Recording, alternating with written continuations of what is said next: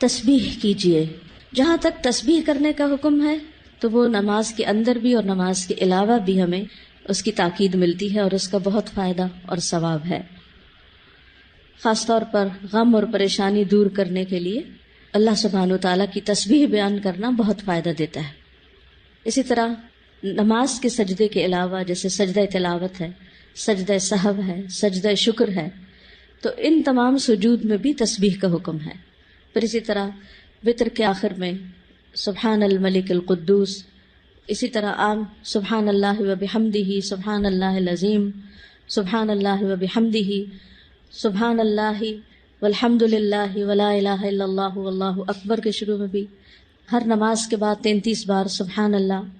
اسی طرح سبحان اللہ و بحمدہ عدد خلقہ ورضا نفسہ. تو تسبیح کے کئی صیغے ہمیں ملتے ہیں، تو ہمیں اپنی زندگی میں کثرت کے ساتھ اللہ سبحانہ وتعالیٰ کی تسبیح کرنی چاہیے. بس آپ نصیحت کیجیے.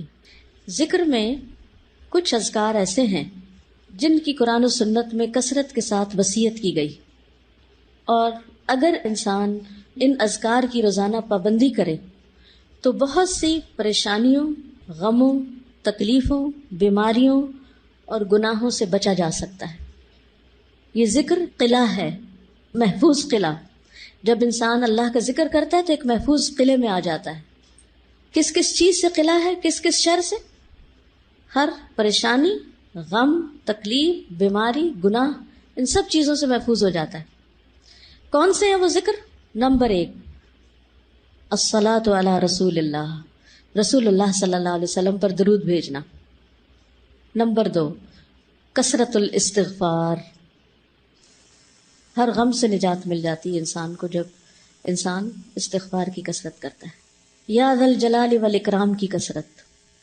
رسول اللہ صلی اللہ علیہ وسلم نے اس کی تاکید کی ہے کہ کثرت سے یا ذا الجلال والاکرام پڑھا کرو.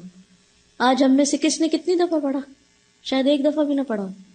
تو اس کی عادت ڈالیے. جو میں آپ کو 5 ذکر بتانے لگی نا، ڈیلی میک شور کہ آپ یہ کرتے ہیں، چاہے کچھ دفعہ ہی کریں. تھوڑا شروع کریں گے، زیادہ کی بھی عادت ہو جائے گی انشاءاللہ. لیکن اس کا فائدہ بہت زیادہ ہوگا. فائدہ یہ کہ آپ بہت سے غموں اور پریشانیوں سے نکل آئیں گے. جب ان سے نکلیں گے تو آپ کا وقت بچنے لگے گا، اور وہ وقت آپ مزید انویسٹ کر سکتے ہیں ذکر ہی میں. پہلا کیا ہے؟ درود شریف. دوسرا استغفار. تیسرا یا ذا الجلال والاکرام. آپ نے فرمایا الظو، اس کو زیادہ کر لو، لازم کر لو. اور اس میں واقعی بہت بڑا راز ہے، کیونکہ اس میں اللہ کے 2 ناموں کو خاص کیا گیا ہے. یعنی ایک جلال کی بات ہے اللہ کی، اللہ جل جلالہ کہ اے جلال، جمال، کمال اور عظمت کے مالک، اور دوسرا الاکرام، عطا اور بخشش کے مالک. یعنی آپ اللہ کی حمد و ثنا بھی کر رہے ہیں اور مانگ بھی رہے ہیں. چوتھا لا حول ولا قوت الا باللہ.